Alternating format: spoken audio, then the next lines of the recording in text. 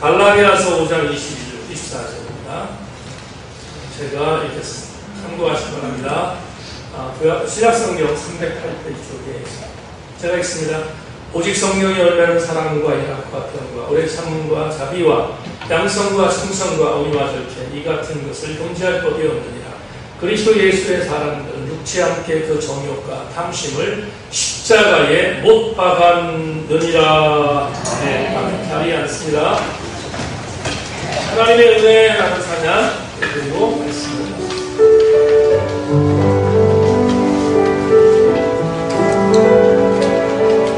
우리 기도하는 마음으로 찬양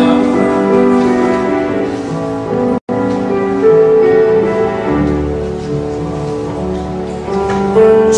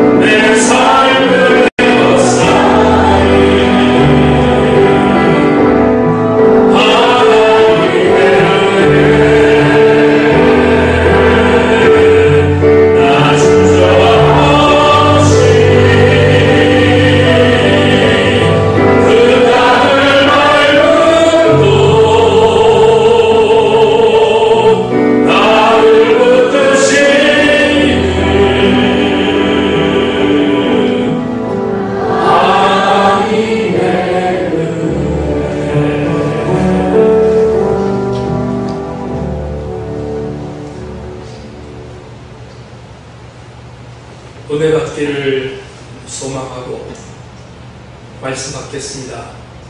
찬양의 가사가 이 말씀을 들을 때 그대로 우리에게 접목되게 해주시기를 원합니다. 주님, 우리를 만져 주옵소서. 예수 그리스도의 이름으로 기도합니다. 아멘. 성령의 9가지 열매 오늘 마감하겠습니다.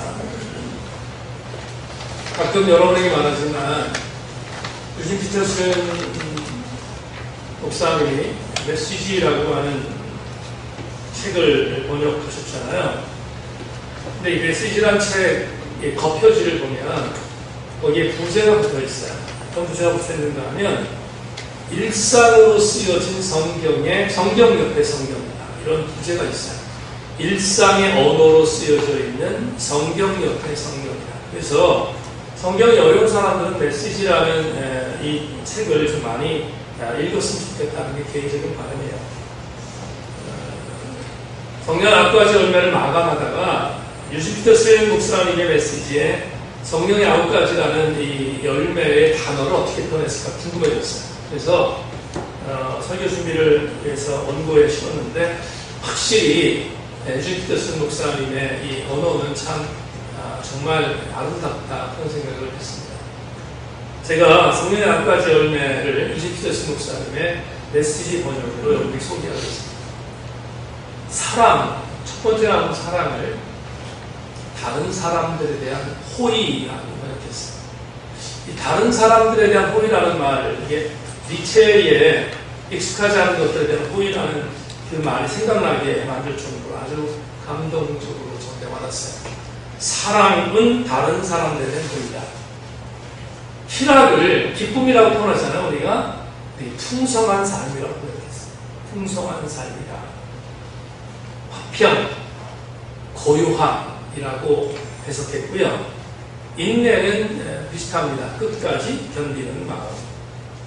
자비는 누군가를 긍휼히 여기는 마음입니다.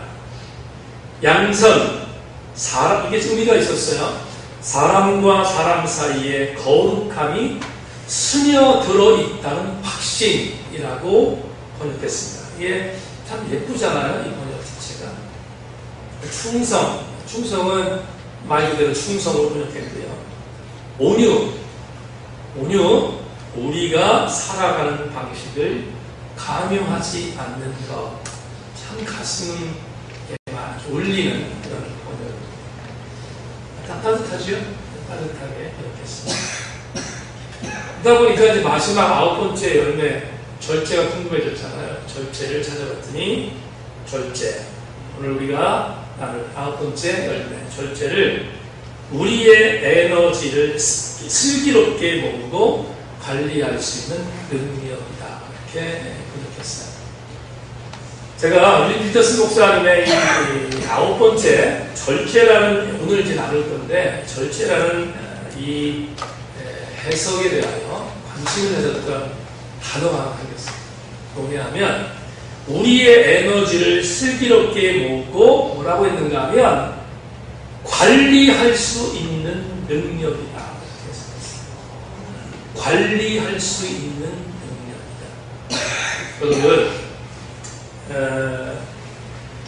이 절제라는 단어를 헬라어 단어로 엔크레테이아라고 합니다. 그런데 이 엔크레테이아라고 하는 이 단어를 언어 가깝게 접근하면 셀프 컨트롤이에요. 자기를 절제하는 것입니다. 자기를 절제하는 거예요. 그냥 절제라는 자체가 어떤 의미를 갖고 있냐, 포커스를 나에게 두는 거예요. 나를 절제하는 거예요. 그게 엔크레테이아라고 하는 이 절제라는 단어의 어원적인 의미입니다. 여러분, 자기 절제를 하는 사람들, 자기 절제에 성공한 사람들의 특징이 있어요. 뭔지 아십니까? 자기 관리에 승리하는 것. 자기를 절제하는 것에 대부분 승리하는 백성들의 어떤 공통분모는 나를 관리하는데 승리합니다. 나를 관리, 매니지먼트라고 관리에 대한 의미를 우리가 거의 대부분 사람들이 자기 절제에 승리하는 것을 볼 수 있습니다. 여러분 성도에게 있어서의 자기관리가 뭘까요? 저와 여러분과 같은 성도가 가져야 할 자기관리가 뭘까요? 너무 방대해요. 너무 방대해서 이걸 일일이 다 말씀드릴 수 없었어요. 제가 제 경험했던 이야기 하나 할까요? 좀 몇 달 된 것 같아요. 몇 달 됐는데 아내하고 식사하다가 제가 아내한테 갑자기 이런 생각이 들었어요. 무슨 생각이 들었냐면 고민이 하나 생겨서 아내한테 물었어요. 여보, 남자들이 제가 이제 내년에 60이잖아요. 물론 60처럼 보이진 않지만 그런데 내가 이제 60인데 근데 제 나이가 되면 모두가 다 마찬가지긴 합니다만은 아침에 일어나면 아주 이상한 냄새가 나요. 남자만이 갖고 있는 이상한 고약한 냄새가 난다고 해요. 남자는 잘 모를 수 있잖아요. 자기 냄새니까 잘 모를 수 있거든요. 근데 이제 그런 얘기를 들어서 제가 아내한테 그랬어요. 걱정이다. 나도 그럴 텐데 이 다음에 지금은 아니지만 이 다음에 손주가 오면 나한테 안 오면 어떡하지? 냄새가 난다고? 그게 갑자기 걱정이 됐어요. 좀 걱정이 돼서 제가 아내한테 물었어요. 1초도 안 기다리다가 아내가 뭐라고 하냐면 그러니까 잘 닦아요. 그러니까 잘 닦으면 된다는 거예요. 제가 사실은 제 습관이 아침에 샤워하고 저녁에 샤워하거든요. 그러니까 그럼 3번을 닦아야 되나? 4번을 닦아야 되나? 지금 이런 여러 가지 생각이 좀 들었어요. 그런데 근데 이런 생각이 들었어요. 아내가 그 얘기를 하는데 내 몸을 잘 닦는다고 내 영적인 관리가 되어지나? 그렇지는 않을 것 같아요. 몸을 잘 닦는 것은 그냥 몸을 관리하는 것이 영적 관리는 아니잖아요. 먹는 얘기, 그건 정말 우스갯소리인데 오래됐어요. 직전교회에 있었던 일이니까. 아주 굉장히 고운 여집사 한 명이 그때 결혼식이었던 것 같아요. 기억이 결혼식이었어요. 근데 결혼식에 이제 갔잖아요. 갔는데 아주 고운 여집사 한 명이 어떻게 하다가 식사를 테이블을 같이 해서 먹게 됐는데 저한테 심각하게 그러는 거예요. 목사님, 기도해 주세요. 그랬어요. 뭔가 그랬더니 무슨 밥맛이 없어요. 그러는 거예요. 밥맛이 없어서 그래서 정말 건강 걱정되고 그러니까 목사님 기도해 주세요. 그래서 제가 이제 상투성일 수도 있습니다만 제가 그랬어요. 목사님 그래요? 알았어요. 제가 목사님 건강해서 기도할게요. 밥을 먹기 시작했네. 그러고 나서 절대로 기도 안 해도 되겠다 생각했어요. 와, 난 그렇게 많이 먹는 여자 처음 봤어. 무슨 밥맛이 없어, 밥맛이 없길래. 그래서 그 여집사 보고 얼마나 속으로 웃음이 나는지 겉으로는 시험 들고 그래서 당신을 위해서는 절대로 기도하지 않으리. 그렇게 그날 그 기억이 아주 실하게 남았던 것이 있습니다. 여러분, 독한 마음을 먹고 살 빼기에 성공했어요. 다이어트에 성공했어요. 자기관리에 성공한 거잖아요. 근데 자기관리에 성공을 했지만 자기 몸관리에 성공을 했는지 모르지만 영적 관리하고는 관계없어요. 그렇지 않겠습니까? 엔크레테이아라는 단어는 식탐, 성욕, 아니면 우리의 어떤 소유욕, 권력, 이모저모 여러 욕심이 있는데 그 여러 욕심들에 대한 부분들에 있어서 내 육체적인 부분들을 관리하는 것에서는 성공할 수 있는지는 모르겠지만 영적인 것은 아니에요. 오늘 이 9번째 열매인 엔크레테이아라고 하는 이 절제는 우리의 육체적인 관리를 위한 절제는 아니에요. 그걸 포함하지 않는 건 아니지만 그것만 갖고는 해석이 충분하지 않아요. 그러면 엔크레테이아라는 절제, 오늘 9번째 성령의 열매, 이 열매는 과연 어떤 것인가? 말할 것도 없이 영적 절제. 그러면 영적 절제라는 것이 과연 어떤 의미를 갖고 있을까를 한번 봐야 되겠는데요. 오늘 일부 예배에 제가 전체를 다 말씀드릴 수는 없지만 이렇게 빠른 속도로 해석합시다. 영적 절제가 뭘까? 영적인 부분에 있어서의 관리가 뭘까? 누가복음 24장에 나오는 성경적 내용을 여러분에게 하나 말씀드리겠습니다. 누가복음 20장은 새벽에 읽었던 말씀인데요. 20장은 예수님이 이제 십자가에 못 박혀 돌아가시기 위하여 예루살렘에 들어오셨어요. 들어오셔서 동생에 의해 아주 치열한 공방을 합니다. 공방을 하는데 그때 예루살렘 종교 지도자들과 함께 아주 치열한 논쟁을 벌이는 장면이 누가복음 20장에 있어요. 근데 누가복음 20장에 보면 그 당시에 아주 정말 남은 새도 떨어뜨리는 종교적인 권력자들, 산헤드린 공회라고 하는 공회가 있어요. 예수님을 죽인 재판, 종교재판소가 있는데 그 종교재판소는 70명, 71명의 대제사장 1명하고 70명의 위원들이 있어요. 근데 이 위원들이 어떤 존재냐면 바리새파 사람들, 사두개파 사람들. 바리새파는 아시는 것처럼 레위계파의 제사장들이고요. 그 다음에 사두개파는 다윗 당시에 파생됐던 사독계열의 제사장. 그러니까 이 정말 제사장 계열인데 이 70명의 바리새파, 사두개파는 종교적으로 대단한 권력자들이거든요. 근데 이 권력자들이 예루살렘에 들어와서, 갈릴리 지역은 물론이거니와 예루살렘에 들어와서 유대 종교를 완전히 뿌리채 흔들고 있던 예수님과 맞짱을 뜹니다. 왜냐하면 흔들리고 있었거든요. 예수님께서 엄청난 권위를 갖고 말씀을 증거하고 병자들 고치고 그러니까 유대의 종교가 흔들리고 있었어요. 어떻게 하면 저 예수, 눈에 가시 같은 예수를 죽일까 하는 생각이 있어서 골똘하고 있었는데 마침 예수님께서 예루살렘에 올라오시고 맞짱을 뜬 겁니다. 근데 누가복음 20장을 보면 제사장, 서기관, 바리새파 사람들이 와서 예수님에게 질문을 던집니다. 질문 중에 대표적인 질문이 요한의 세례, 그러니까 당신이 무슨 권위를 갖고 이런 일을 행하는가에 대하여 질문을 던지거든요. 사람을 고치고 죄사함을 선포하고 그러니까 엄청난 그런 그 기분 나쁨이 있는 이 종교 지도자들이 무슨 권위로 당신이 이런 일을 합니까? 이렇게 예수님께 던져요.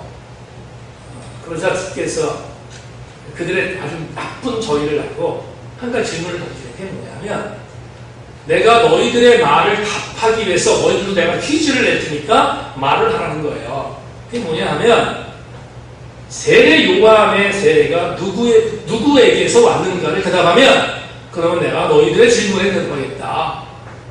이 종교 지도자들은 굉장히 빠삭하잖아요. 이 세례 요한의 이 세례가 하나님께 왔다고 보면 왜 세례 요한에 대한 부분들을 믿지 않느냐고 공격할 거고, 그리고 만약에 사람에게서 왔다고 하면 세례 요한에 대한 이 세례에 대한 부분들에 대해서 그러면 너희들은 왜 세례 요한을 인정하지 않느냐 이렇게 공격할 거라고. 그러니까 예수님께서 그런 공격할 것을 알고 질문을 던진 것을 알았던 종교 지도자들이 말을 못하는 거예요. 말을 못하는 거예요. 그러니까 어떤 의미를 바라보면 1대0 참패를 당한 거예요. 종교 지도자들 참패를 당했어요. 참패를 당하자 물러날 줄 알았는데 물러나지 않아요.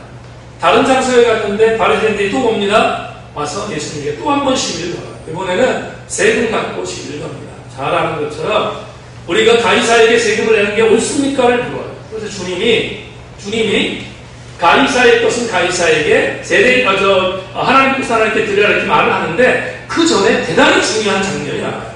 뭐냐면 1대0의 참패를 받았던 이 종교 지도자들이 예수님께 와서 불복하기 싫으니까 자존심 상했으니까 예수님에 대한 외형적인 부분을 인정합니다. 인정하면서 예수님께 이렇게 물어요. 뭐라고 묻냐면 세금을 내는 것이 가이사에게 세금 내는 게 옳습니까를 묻기 전에 예수님의 정체성을 그들이 말해요. 예수님의 정체성이 누구인지에 대한 것들을 인정하고 싶지 않았지만 종교 지도자들이 인정해요. 그게 누가복음 20장 20절로 21절에 있습니다. 여러분, 자막을 보세요. 이에 그들이 엿보다가 예수를 총독의 다스림과 권세 아래 넘기려 하여 정탐들을 보내어 그들로 스스로 의인을 취하며 예수의 말을 책잡게 하리. 그들이 물어 이르되 선생님이 우리가 아노니 당신은 바로 말씀하시고 가르치시며 사람을 외모로 취하지 아니하시고 오직 진리로서 하나님의 도를 가르치시나이다. 자, 이 말 2절을 보세요. 2절 보면 이게 예수님께서 당신이 직접 하신 말씀이 아니에요. 예수님을 공격하는 자들이 예수님을 정의하는 거예요. 대단한 갈파가 있잖아요. 뭐라고 말합니까? 이렇게 말합니다. 당신은 이제까지 봤던 다른 여러 선지자들이 봤던 외모를 갖고 일하지 않았다. 아멘이잖아요. 외모를 갖고 일하지 않았어요. 외모라는 말은 어느 생각을 보면 외형이에요. 외형. 컨피규레이션이라는 외형이라고, 외형. 외형인데 외형 갖고 당신이 일하지 않았다는 거예요.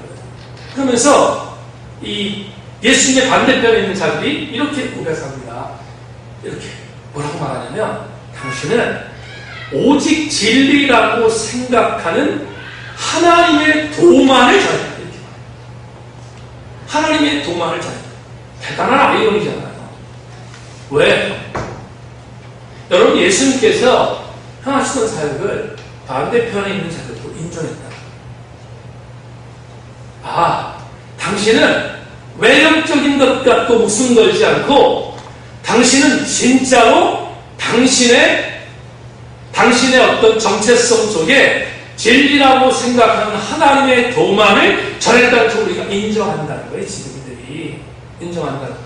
그런데 문제는 뭐냐면 이 사람들이 이렇게 말한 뒤에 공격이 뭐냐면 가이사에게 세금을 내는 게 옳은가를 묻는 거거든요. 근데 이들의 말 속에 들어있는 한 가지 음모가 있었어요. 뭐냐면 이렇게 예수님을 띄워놓고 꼼짝 못하게 만드는 하나님의 사람이라고 하는 것을 올가맨 뒤에 방법을 말하라는 거예요. 올바른 걸 말하는 거예요. 그게 뭐냐면 예수님을 그들이 말합니다. 이 본문에서 책잡기 위해서였다. 이렇게 말합니다. 책잡기 위해서였다. 여러분에게 오늘 이제 설교의 주제를 말씀드리겠습니다. 이 정도만 말씀을 드리면 여러분 이해할 것 같아서 말씀을 드릴게요. 여러분, 자기 관리에 승리하는 사람은 우리 성도는요, 우리 예수 안 믿지 않은 사람들은 건강 생각하고 여러 가지 생각해서 자기 관리에 육체적인 외형에 대한 것을 신경 써서 노력합니다. 있을 수 있어요. 충분히 있을 수 있습니다. 그런데 우리 그리스도인들은 진짜로 우리의 관리를 위해서 목숨 걸게 있어요. 그게 뭐냐면 아까 말씀드렸던 것처럼 예수님처럼 세상 사람들이 아무리 공격해도 책잡지 못한 관리예요. 책잡지 못한 관리가 뭘까? 저는 그렇게 생각해요. 예수님에 대한 반대편에 있는 사람들이 말했던 그대로 뭐예요? 오직 예수님은 외형적인 것을 신경 쓰지 않고 그는 내적으로 하나님의 진리인 도만을 집중했던 거죠. 하나님의 진리인 하나님의 말씀, 하나님의 도. 오늘 조금 전에 말했던 누가복음 20장에는 하나님의 도라고 되어 있어요. 도는 이게 로고스거든요. 로고스는 말씀이에요. 말씀에 집착하고 말씀에 천착하고 말씀을 붙들었다. 다른 데 기웃거리지 않았다. 다른 데 기웃거리지 않고 자기 관리에 승리했어요. 그런데 예수님의 이 자기 관리는 곧 영적 자기 관리였어요. 그러면 이렇게 해석해도 무방할 것 같습니다. 영적인 자기 관리에 승리하는 자의 공통분모는 영적 집중력을 절대로 놓치지 않아요. 영적 집중력을 상실하지 않는 것, 그게 우리들의 자기 관리, 우리들의 영적 관리. 오늘 우리 교우들에게 이런 권고를 드리고 싶어요. 다이어트는 실패했어. 실패할 수 있잖아요. 뭐 다이어트 실패하는 사람 거의 대부분 내일부터 할 거야. 이렇게 얘기해서. 그렇잖아요. 실수할 수 있어요. 실패할 수 있고. 그리고요, 저도 느끼지만, 맛있는 게 앞에 있는 그거 안 먹을 수 없잖아요. 그거 어떻게 안 먹어. 먹고 뭐 내일부터 하지 못하지. 그런데, 우리의 육체에 대한 자기 관리는 다른 데로 조금 실패할 수 있고, 완벽히 실패하면 안 되지만, 좀 실패할 수 있어요. 우리가 하나님이 아니니까. 그러나, 그럼 절대 놓치면 안 되는 게 있어. 뭐냐? 영적 집중력을 상실해서. 그것만큼은 놓치지 마.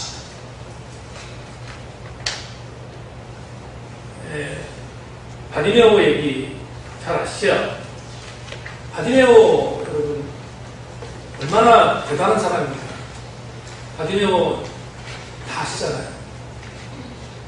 여리고성에 주님이 오셨어요. 근데 여리고는요 예루살렘 밑에 있어요. 남부에 있거든요. 남부에. 근데 예루살렘 올라가셔야 돼요. 주님이 이제 십자가 넘고 돌아가시고요. 예루살렘 올라가셔야 돼요. 근데 반드시 예루살렘 가려면 여리고를 통과해야 되는데 예수님께서 여리고를 오셨다고요. 오셨는데 바디메오는 여리고성에 거주였어요. 앞으로 못 보니까. 근데 성경은 자세히 설명하고 있지 않죠. 마가복음에 보면 참 바디메오 대단한 사람이에요. 왜 대단한지 아십니까?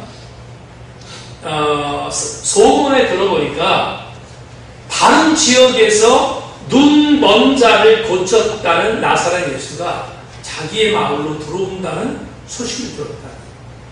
멍청하지 않았어요. 바디메오는. 멍청하지 않고요. 그가 거창하게 말하면 프로젝트를 세웠어요. 제가 예루살렘 성지순례 갔을 때 여리고에 갔더니 여리고의 길목을 김진상 교수가 김순정 목사가 가이드였는데 알려줬는데 진짜로 성경이 이래서 이렇게 얘기했구나 하는 걸 아는 게 뭐냐면 여리고는요 들어오는 길목이 하나예요. 들어오는 길이 하나라고. 나가는 길도 하나예요. 그러니까 남부에서 들어오는 여리고의 길목도 하나였고 그리고 예루살렘 통과하는 길도 하나라고요. 물론 그 당시 여리고는 그렇다는 거예요. 지금은 많은 길이 뚫렸지만 여리고는 지금 팔레스타인 지역에 살고 있거든요. 많이 뚫렸어. 근데 그 당시에 그랬다는 거예요. 여기가 예수님이 들어오던 그 당시에 유리한 길이었고 예수님이 빠져나가던 여기가 유리한 길이었습니다. 김진선 목사가 알려줘서 그렇구나 그걸 알았거든요. 알았는데 그걸 상상하면서 바디메오의 기사를 보면 대단히 감동이 돼요. 왜냐하면 보세요. 예수님이 얼마나 인기가 많았어요. 수많은 사람들이 몰려다녔거든요. 예수님 따라옵니다. 근데 들어오는 길목이 하나, 여리고는 들어온 길은 하나니까 그쪽으로만 들어올 수밖에 없어요. 근데 주목할 게 뭐냐면 들어오는 곳이 하나인데 나가는 것도 하나거든요. 나가는 것도. 그러니까 바디메오는 이런 생각을 하는 거예요. 내가 예수님이 여리고를 나가는 길목에 미리 자리를 잡고 있습니다. 그럼 나는 예수님 만날 수밖에 없는 거예요. 이 사람 분이 멀었잖아요. 그러니까 분명히 성경은 나오지 않지만 누군가 이 바디메오를 돕는 지인에게 부탁을 해서 예수님이 빠져나가는 길목에 미리 선점하고 있었다. 예수님은 여리고에서 기적을 해야겠다는 말이 없어요. 여리고를 경유하고 통과하는 거거든요. 근데 사람들이 웅성웅성거리고 막 그러니까 거기에 자리 잡고 있었던 바디메오가 드디어 때가 왔다고 생각합니다. 때가 왔다. 그리고 때가 오는 것을 알았던 바디메오가 가장 자기의 청각 쪽으로 가까이 소리가 들릴 때 소리를 질렀다고 성경만 나와요. 근데 한 번 소리를 질렀을 때 제자들이 막 막습니다. 시끄러! 막어요. 막는다고요. 근데 절호의 기회를 놓칠 수 있는 가능성이 있었던 바디메오가 두 번째 성경을 말합니다. 제가 성경 그냥 읽지 않게 더욱 크게 소리를 질렀다 이렇게 말해요.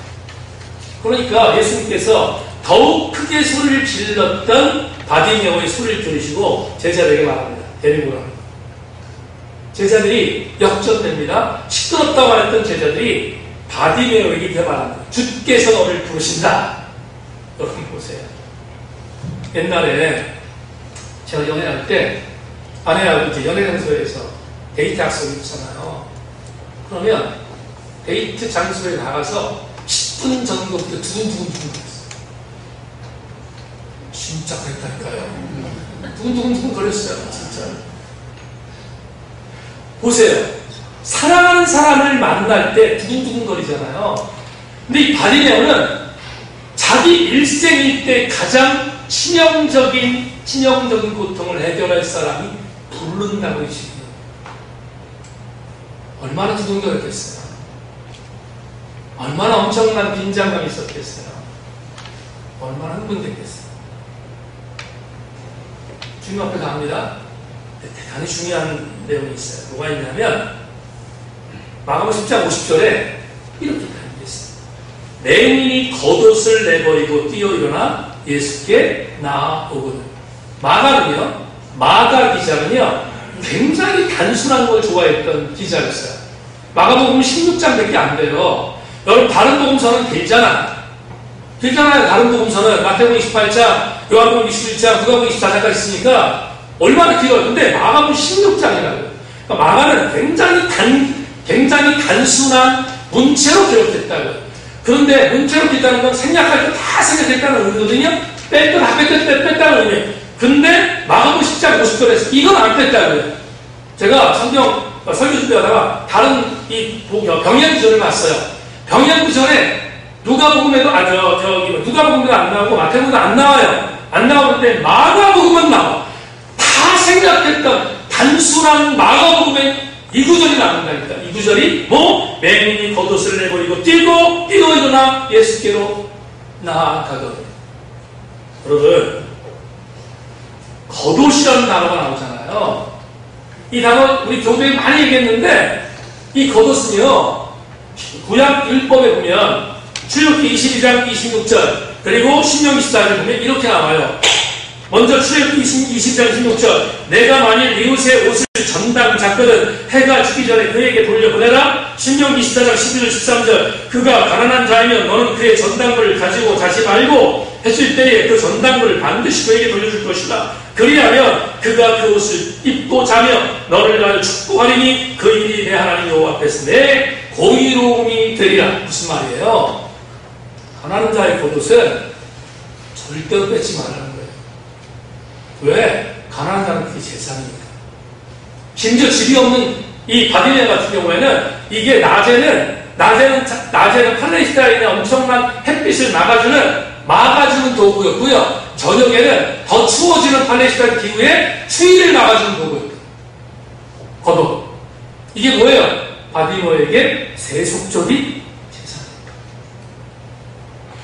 근데 왜 마가가 이렇게 말했어요?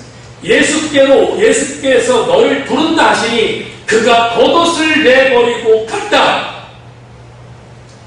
빼도 되잖아요. 마가복음 같은 단순한 복음서에 빼도 되잖아. 이걸 집어넣었어요. 왜 집어넣는가? 오늘 설교와 물리기 위해서 제가 여러분에게 말합니다. 너무나 당연한 거예요. 여러분 지금 겉옷이라고 되어 있는 겉옷을 내버렸다는 단어 있잖아요. 이 동사 내버렸다는 단어가 헬라어는 아포바르라고 하는 단어인데요. 이건 나의 권리를 완전히 포기하는 거예요. 포기할 때 던져버리는 것. 그게 아포바르예요. 그러니까 바디메오는 그냥 버린 게 아니죠. 겉옷을 다시 찾기 위하여 여기 옆에 뒀다 보관했다가 아닙니다. 완전히 버린 거예요. 완전히 버렸다. 그럼 여러분에게 오늘 바디메오의 메시지를 전하는 이유가 뭐예요? 여러분 바디메오는 예수께로 가면 겉옷 같은 것이 필요 없다고 믿은 거잖아요. 이게 뭐예요? 영적 집중. 나는 반드시 오늘 눈을 뜰 것에 대한 믿음을 갖고 있었던 거예요. 바디메오가. 마지막 증거 수없이 얘기했어요. 여러분에게 마지막 증거. 주님을 만났네. 흥분됐네. 주님 묻습니다. 너한테 무엇하여 주기를 원하느냐. 나 같으면 의리의리한 집 주세요. 등등 여러 가지 있을 수 있어요. 마치 솔로몬에게 주님 나타나서 너한테 무엇하여 주기를 원하냐. 그럴 때 지혜를 간구했던 솔로몬이 있었잖아. 그때 너무 흡사하지 않습니까? 너한테 무엇하여 주기를 원하느냐. 자기의 모든 것들을 해결해 줄 수 있었던 분이 지금 나에게 무엇 하시길 원하는 묻고 있잖아. 얼마나 절호의 찬스에 그 찬스잖아요. 이런 기회가 어디 있어요? 얼마나 엄청난 기회입니까? 모든 성경은요 보기를 원합니다. 이렇게 되어 있어요. 보기를 원합니다. 리빙 바이블과 그리고 제가 이동원 목사님 설교가에서 봤어요. 이 단어를 이렇게 해석했어요. I want to see you라고. 보기를 원하는 게 아니야. 주님은 너한테 무엇 하여주기를 원하느냐 이렇게 물었을 때 이 바디메오가 이렇게 말하는 거예요. 주님, 나는 당신을 보기를 원한다. 당신을 보기. 교우 여러분, 얘기하는 말씀에 대한 이제 마지막 은혜를 나누려고 합니다. 지금 바디메오 왜 소개했어요? 바디메오는 절제에 승리한 사람인데 이 절제가 어떤 정죄였는가? 영적인 자기관리. 그런데 영적인 자기관리는 이렇게 해석합니다. 영적인 집중력을 상실하십니다. 여러분도 그렇게 되기를 소망합니다. 우리 세계 일부에 나오신 여러분, 제가 이번 주가 느낀 게 있어요. 이번 주가 느낀 게 있는데 말해도 듣지 않아. 권고해도 듣지 않아. 목사가 영적인 것을 위하여 뭔가를 얘기해도 듣지 않아요, 지금. 그런데 듣지 않지만 또 얘기를 해야겠다 생각했어요. 이유가 뭐냐 하면 그게 목사의 몫이니까. 오늘 설교를 했어요. 현장 나가서 엉망으로 살 수 있어요. 다음 주에 오면 그런데 또 이렇게 말할 수밖에 없어요. 왜냐하면 목사는 이것 갖고 부름받은 사람이니까. 그런데 제가 말씀드리려고 하는 건 뭐냐면 이거예요. 지혜로운 사람은 들을 게 있는 자라는 거예요. 말씀 뵙겠습니다. 담임 목사에 대해서 관심 갖고 있는 사람이 우리 교회 그렇게 옛날에 제가 인기가 있었는데 요즘 별로 없는 것 같아요. 제가 뭐가 좀 바뀌었죠? 제가 지금 뭐가 바뀌었어? 내가 나가면 인사 나갈 때 다 물어볼 거야. 내가 담임 목사님 뭐가 바뀌었나? 뭐가 바뀌었어요? 어? 그래, 최정환 집사님 하나님의 복이 임하기를 원하는 안경이 바뀌었어요. 제가 개강을 지지난주에 했거든요. 지지난주에 했는데 출석부 아주 학교에 담당자를 못했어. 출석부 이름을 좀 크게 써주면 얼마나 좋아. 출석부 이름이 너무 작아요. 근데 부르는데 5명을 틀리게 불렀어요. 안 보이니까. 그냥 어쩔 수 없지 않아. 이제 뭐 노안이고 뭐 그러니까 뭐 제가 고도근시기도 하거든요. 어쩔 수가 없는 거예요. 근데 너무 미안한 거예요. 학생들한테. 너무 미안해. 그래서 고민하다가 아내가 옛날부터 이제는 돋보기 쓰라고. 돋보기 나쁜 거 아니까 돋보기 쓰라고. 내가 이런 말 했어요. 그래서 내가 돋보기 쓸 나이는 아닌데. 근데 이런 아마 오기 섞인 마음을 거부했거든요. 거부했는데 근데 그날 충격받은 거예요. 5명을 다르게 불렀으니까 얼마나 미안합니까. 돋보기가 아니라 다초점을 바꿨어요.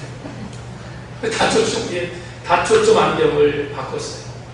바꿨는데 안경사가 뭐라고 하냐면 저한테 그래요. 목사님 한 일주일은 헤맬 겁니다. 그런데 일주일 헤맨데 왜 헤매냐면 고개를 돌릴 때마다 시력이 달라진다는 거예요. 이게. 그리고요 이렇게 보면 안 보인대. 돌리래 이렇게. 막 돌려야 보인다는 거예요. 그리고 정말로 조심할 게 뭐냐면 계단 내려갈 때 조심하시라. 근데 며칠 동안 그거를 연습을 잘 하시면 뇌에서 다 알아서 작동해 주니까 일주일 정도 조심하시라. 근데 안경사하고 얘기를 하는 거예요. 내가 속으로 그랬어. 웃기지 마라. 나는 다 할 수 있어. 그런 마음을 갖고 꼈네? 이렇게 돌리니까 안 보여. 계단 내려가는데 조금 헷갈려. 근데 우리 사랑생들이 직각으로 꺾잖아요. 이렇게 직각으로 꺾는 연습을 해야 된다는 거예요. 그래서 그렇게 직각으로 꺾을 때 그래도 보이는 거예요. 여러분 지금 제가 잘 보이거든요. 왜 잘 보이냐면 제가 지금 가장 초점이 좋은 쪽으로 시각을 갖고 있거든요. 잘 보입니다. 부럽죠? 잘 보여요. 잘 보이는데 무엇을 말씀드리려고 하냐면 다초점 안경을 끼고 나서 배운 게 있어요. 사랑하는 여러분, 조금만 이 다초점 안경의 렌즈의 시력에서 빗나가면 안 보여요. 안 보인다. 그런데 조금만 시각을 돌려서 다초점 렌즈의 시각에 맞춰서 여러분들을 보면 세상이 바뀌어요. 일부 예배 나오신 여러분, 여러분의 영적 승리를 돕는 렌즈는 예수 그리스도의 말씀. 다른 거 여러분 붙들려고 하시면 되겠습니다. 하나님의 도의 진리에 붙들렸더니 세상 사람도 예수님을 찾지 못했던 거죠. 우리도 예수 그리스도의 말씀의 렌즈에 천착했습니다. 여러분, 자기 관리에 절제의 은사를 맺는, 열매를 맺는 승리의 주인공들 하되기를 주님의 이름으로 축원합니다. 하나님 감사합니다. 말씀 나누었습니다. 말씀 들었는데 우리 모든 성도들 주님 영적인 집중력을 흐트리자 우리를 당신께서 조각하여 주옵소서. 하나님의 우리와 함께 하심을 믿고 감사드리며 예수 그리스도의 이름으로 기도하옵나이다.